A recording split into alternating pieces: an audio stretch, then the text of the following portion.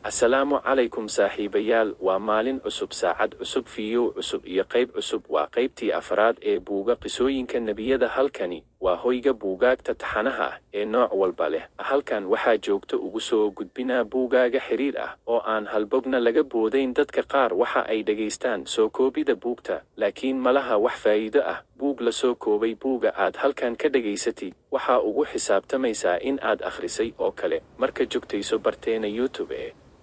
Ogaal sida media maantana waxaa akhrin doona qisadii Nebi Saalix. Marka fadlan la soco buugaagta aan halkan ku soo gudbino, waxayna ku bilaabaynaysaa sidan qisadu.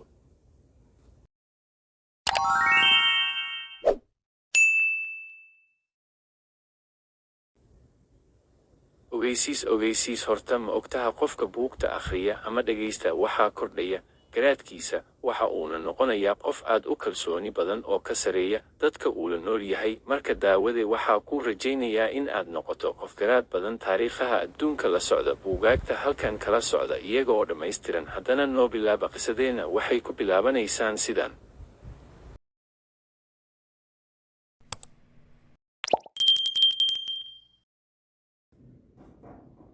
Nebi Saalix. Reer Tamuud waxa ay degganaayeen dhulkii Al-Xijri oo ku beegan inta u dhaxaysa Madiina iyo Tabuuk. Waxay ka soo jeedaan Saam ibnu Nuux sida taariikhyahanadu ay sheegaan. Deegaankoodu wuxuu ahaa dhul beero, daaq, ilo iyo geed timireed hodan ku ah. Ilaahay wuxuu siiyey awood aad u sarraysa. Waxay guryo ka samaysan jireen buuraha. Waxaa la sheegaa in ninka reer Tamuudka ah uu qori jiray dhagxaanta waaweyn si uu guri uga samaysto. Nimcooyinkan faraha badan ee Allah u sahlay reer Tamuud intii ay ku shukrin lahaayeen, waxay u wareegeen gaalnimo, sanam iyo fasahaadinta arlada Alle subxaanahu wa tacaala. Wuxuu u soo saaray Nebi Saalix calayhi salaam. Fariintii Nebi Saalixna waxay ahayd in la iska daayo asnaamta, Alle keliya la caabudo, fasahaadkana laga daayo arlada. Nasiixadii Nebi Saalix. Nebi Saalix wuxuu ugu tegay goobihii ay fariisan jireen reer Tamuud isaga oo xusuusinaya Allah, wuxuuna ku waanin jiray, qowmkaygiyow, Ilaahay caabuda, Alle aan isaga ahayn ma jiro, isaga ayaa idin quudiya. Kadib waxay ku warceliyeen, ma waxaad naga reebaysaa inaan caabudno wixii ay caabudi jireen aabbayaashadu? Waxaad waddo shaki ayaan ka qabnaa. Saalixow. Nebi Saalix wuxuu isku dayay inuu soo xusuusiyo nimcooyinka Alle, wuxuuna yidhi, bal xusuusta nimcooyinka uu Alle idinku manaystay. Alle wuxuu idin dhaxalsiisay dhulkii iyo ilbaxnimadii ay ka tageen reer Caad. Dhul aad u fiican oo aad qasriyo ka dhisateen ayaa la idin siiyey. Buurahana waxaad ka samaysateen guryo dhaadheer. War xusuusta nimcooyinka iyo galada uu Alle idin siiyey oo keligii caabuda, dhulkana ha fasahaadinina. Marna kama caajisin Nebi Saalix inuu diinta ugu yeero qoomkiisa. Haddana dadkii rumeeyey waxay ahaayeen ducafadii iyo dadkii tabarta yaraa. Xilli kasta oo uu dacwada ugu yeero Nebi Saalix, waxay si jees ah u oran jireen, markii hore waan ku jeclayn oo waxaan kugu ixtiraami jirnay cilmigaaga iyo caqligaaga, waynu ku rumaysan jirnay berrigii hore, balse rajadayadu way ka dhimatay dhankaaga oo mid waalan baad noqotay. Hashi ka soo baxday dhagaxa. Qowmkii reer Tamuud oo goob ku shirsan ayaa waxa u tegay Nebi Saalix calayhi salaam. Waa uu wacdiyey, wuxuu xusiisiyey Alle sidii caadadu ahayd. Waxay ku yidhaahdeen, Saalixow, kuma rumayn karno ilaa dhagaxan aad ka soo saarto hal aad u weyn oo qurux badan, qarka u saaran inay dhasho, waana inay halkaas ku dhashaa. Haddii aad sidaas noo samayso, waxaan rumayn doonaa Allah. Nebi Saalix wuxuu baryay Allah subxaanahu wa tacaala inuu u soo saaro hasha ay sheegayaan. Si lama filaan ah, waxaa dhagixii ayaa dilaacay, waxaana ka soo baxay hashii xaamilada ahayd. Isla goobtaas ayay ku umushay hashii. Markii ay arkeen dhacdadaasi, waxaa soo islaamay tiro yar. Intii kale waxay ku madax adeygeen gaalnimadoodii. Nebi Saalix wuxuu yidhi, hashani maalin bay biyo cabbaysaa, idinkuna maalinta kale ayaad cabaysaan. Ha isku taabanina, haddii kale cadaab baad kala kulmaysaan. Hashii maalinteeda ayay cabi jirtay biyaha, maalinta kalena reer Tamuud ayaa ka cabi jiray ceelka magaalada.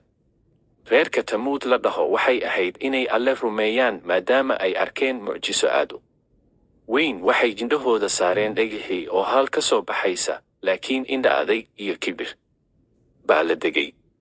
hashi oo la dilay. dadkii degganaa tuulada waxaa ku jiray 9 qof oo ah kuwa ugu fasahaadka badan, waxaana ka mid ahaa nin la dhihi jiray Qudaar ibnu Saalif oo ahaa nin aad u liita, gaalnimadana meel fog ka gaaray.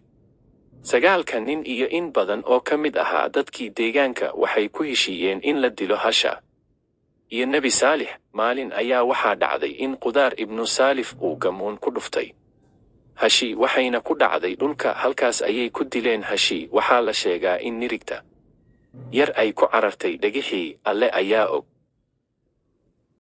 markii ay arrintani dhacday ayaa reer Tamuud waxay ku yidhaahdeen Nebi Saalix, cadaabka aad noo ballan qaaday noo keen haddii aad rasuul tahay. Tamuud oo halaag u yimid. galabtii kooxdii dilay Hasha waxay damceen inay dilaan Nebi Saalix calayhi salaam, balse alle ayaa dhagaxaan u diray oo waxaa laga hormarsiiyey dadkii kale ee weli sugaya cadaabka. allah ayaa u waxyooday Nebi Saalix in cadaabka uu imaan doono 3 maalmood kadib. waxaa bilowday calaamadaha cadaabka. maalintii koowaad wejigooda wuxuu noqday midabka cagaarka, maalintii labaad wejigooda waa uu casaaday, maalintii saddexaad wejigooda wuxuu noqday madow. waxay garteen in cadaabka uu jiro, waxay xirteen kafantooda waxayna sugeen cadaabka. waxaa hal mar la maqlay qaylo aad u gilgishay qulubtooda, halkaas ayayna ku dhigteen. meydadkooda ayaa buuxdhaafiyey dhulka iyaga oo aan dhaqaaq lahayn.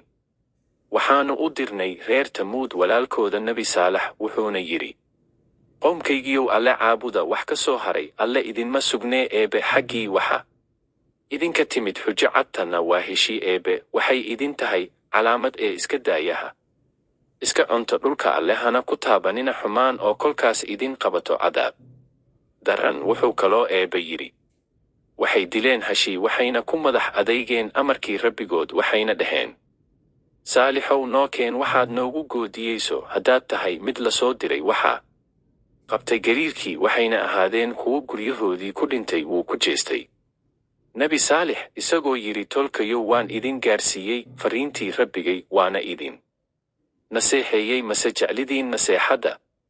maxaynu ka baran karnaa qisadani? cibaadada iyo baryada waxay u sugnaatay allah oo keliya.